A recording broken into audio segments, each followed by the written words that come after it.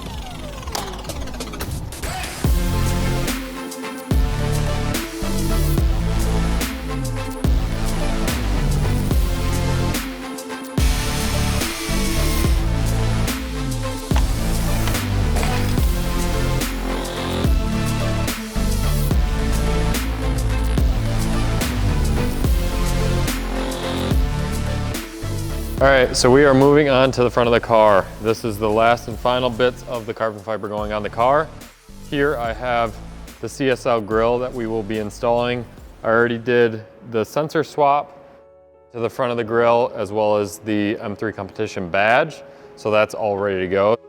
I'll be throwing this in right now, and then we'll be moving on to the side inlet scoops that are carbon, as well as the IND side reflectors that are paint matched. Once I get those installed, the front bumper should be fully assembled. We can get it back on the car, and that'll be the last bit of carbon. After that, we'll jump on. Once the wheels show up, we can get the wheels and tires mounted, and that should finalize the build. I'm looking forward to this all coming together.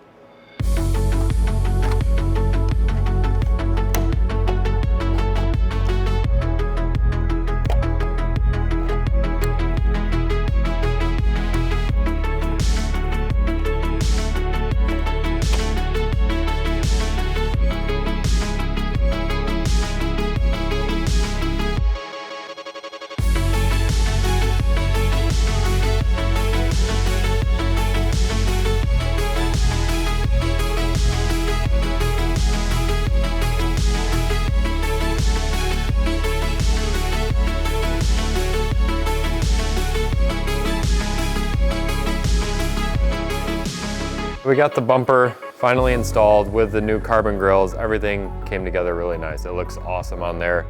The new CSL front end looks really cool. So right now, I'm gonna get started on applying PPF. On all this new carbon that we add, this happens on all the builds, is we add paint protection film to all the exposed areas, especially the high impact areas. So I have my templates cut off of the M4 CSL that was in my software. I'm able to fully protect the front CSL grille, as well as the scoops, and heading down into our front splitter.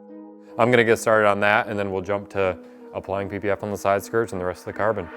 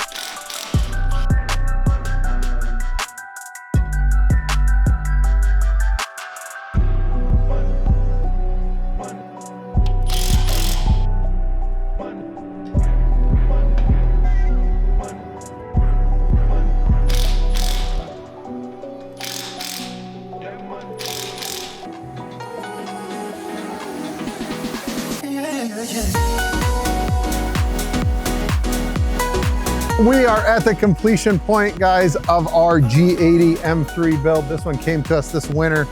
Obviously, you know the backstory. Client was here for PPF, wanted to build it once it came out of warranty, and it came up out of warranty, and this is what we did to it. So let's start with the front end of the car, starting with the CSL front carbon fiber grille. Obviously, we transferred over the M3 badge. We did the front splitter and the front grille, front air inlets in carbon fiber, kind of rounding off the front of the car in all carbon. And then alongside the car, we added the side skirts, the mirror caps, and the fender grille in carbon fiber. Before we go to the back of the car, let's talk about what we put on the rolling stock. Now, the customer and I got together and we looked at a lot of different finishes, and we came up with this. It's kind of like a crude metal finish. That was actually the name of it when we looked at it. And we did the satin centers with the gloss outers. I think it gives a really good contrast. It's hard to tell, and it probably won't show up in the video, but we did do the Techno Violet color fill and the Techno Violet around the center cap, which gives it just that added touch. Obviously, the back of the car is always a highlight for us. We did do the Akrapovic exhaust with their new octagonal tips. These are titanium surrounded in dry carbon. A really cool look with our carbon fiber rear diffuser and the carbon fiber side spats that we added. The car also has the carbon rear wing, so like they say, carbon, carbon, carbon everywhere. And in order to get the right look of this car with the carbon in the wheels, got the suspension dialed in with the KW adjustable coils. We're using the factory struts, but using the adjustable coil so that we could set the ride height perfectly. Under the hood, we did the Eventuri air intake, which now you get some really cool intake sounds and the added horsepower that you need to run through that Eventuri. Inside, we added a little touch of carbon with the carbon back headrest that I think complement everything well. He has the full carbon interior. So when the windows are down, you see that little touch of carbon back there. Overall, I was really happy with the way the car came out. The Techno Violet color looks phenomenal in person. The contrast with the carbon fiber and the Techno Violet looks really cool. And then having a bright accent wheel, something different that you don't see all the time, to me kind of completed the package. Overall, I'm really impressed the way that everything came out. I know the customer, he's a big follower of ours. He watches all of our stuff. Hopefully he's happy when he shows up to pick up this car this spring.